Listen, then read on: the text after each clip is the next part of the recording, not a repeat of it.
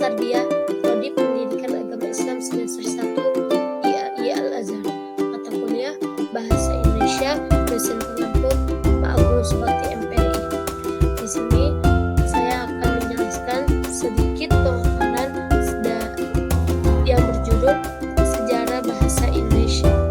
Selamat menyaksikan. Perkembangan Bahasa Indonesia. Bahasa Indonesia lahir pada 28 Oktober 1928 yang bertepatan dalam peristiwa Sumpah Pemuda. Pada masa itu, pemuda dari berbagai wilayah di Nusantara berkumpul untuk mengadakan suatu rapat dan menghasilkan keputusan tertentu.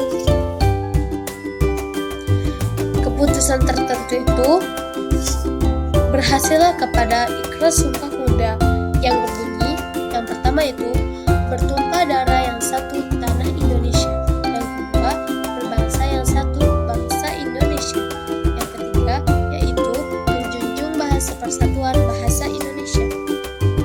Salah satu ikrar yang diucapkan dalam rapat tersebut adalah pernyataan bahwa bangsa Indonesia bertekad untuk menggunakan bahasa Indonesia sebagai bahasa persatuan. Tahun 1928 menjadi awal dimulainya penggunaan bahasa Indonesia sebagai bahasa yang digunakan di seluruh Indonesia. Latar belakang bahasa Indonesia, pada tanggal 18 Agustus 1945, bahasa Indonesia dikukuhkan sebagai bahasa negara Indonesia. Momen bersejarah tersebut terjadi tepat setelah diproklamasikannya kemerdekaan pada 17 Agustus 1945.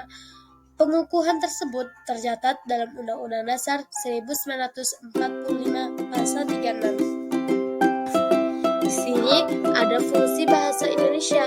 Yang pertama, bahasa resmi kenegaraan.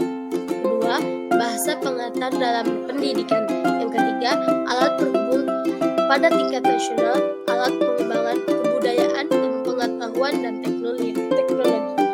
Di sini, bahasa Indonesia juga digunakan sebagai alat perhubungan antar warga, antar daerah, antar budaya. Bahasa Indonesia memiliki peranan yang vital di masyarakat umum dan nasional. Berkat adanya bahasa Indonesia, masyarakat dapat berkomunikasi satu dengan